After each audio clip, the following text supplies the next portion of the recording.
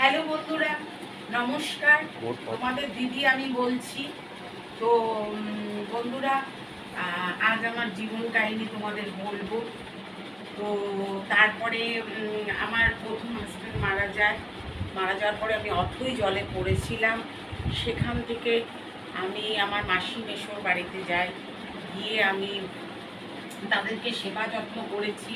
তারা মারা যায়, তাদের যে এত বড় সাম্রাজ্য, বিশাল বাড়িটি 2100 স্কোয়ার ফুট যা, সেটি আমাকে আর মেয়েকে দিয়ে গেছে। নিচে 10-12টা রুম, উপরে 10-12টা রুম, স্বপ্নের মতো দিয়ে গেছে বন্ধুরা।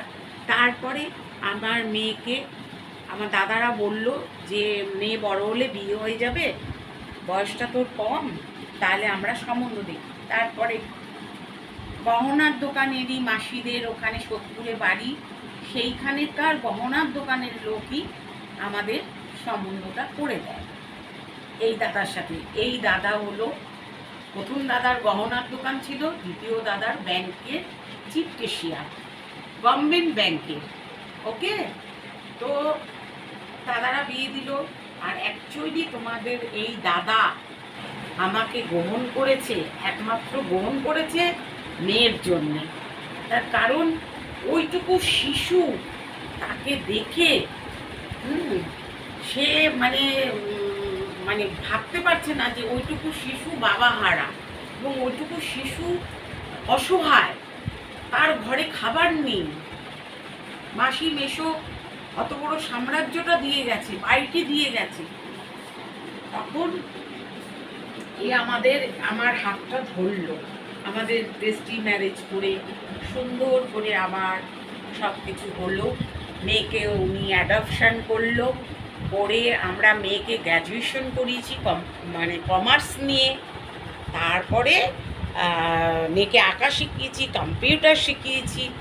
এই দাদা সব কিছু পূরণ করেছে আমাদের দুঃখের কাহিনী শুনি, হ্যাঁ, সব পূরণ করেছে। হয়তো তারপরে মেয়েকে মানুষ করেছি 19 বছরে। মেয়ের 19 বছরে আমার মতন অল্প বয়সে মেয়ের সম্বন্ধ আসলো। দাদারা বললো এখন গভর্নমেন্ট সার্ভিস তো নেই। তারপরে সেই গভর্নমেন্ট সার্ভিস, ছেলে সেন্ট্রাল গভর্নমেন্টে চাকরি করে, বিটেক ইঞ্জিনিয়ার, মানে সায়েন্সের স্টুডেন্ট আমার জামাই। হ্যাঁ, কোনো নেশা ভান করে না। তোমাদের এই দাদাও নেশা ভান করে না, আগের দাদাও করতো না, সে মারা গেছে আগের দাদা। সেই জন্যই আমার দাদার মানে মাসি মেশোর বাড়ির পর এই দাদার সাথে আমাকে সম্বন্ধ করে বিয়ে হয়। তো বিয়ে হয়, তো বন্ধুরা আমি তোমাদের বলতে চাই কারণটা, যে ছেলে বলো, মেয়ে বলো, অল্প বয়সী বলো, সবাই কষ্টের মাধ্যমে পড়তে পারো, কিন্তু সে জায়গায় কাঁদবে। আমিও কেঁদেছি, বালিশ ভিজিয়েছি দিনের পর দিন, কিন্তু কি করে আবার কেঁদে শক্ত হবে, কি করে ওখান থেকে তুমি বাঁচবে, ঠিক আছে, কি করে তুমি বেরোবে।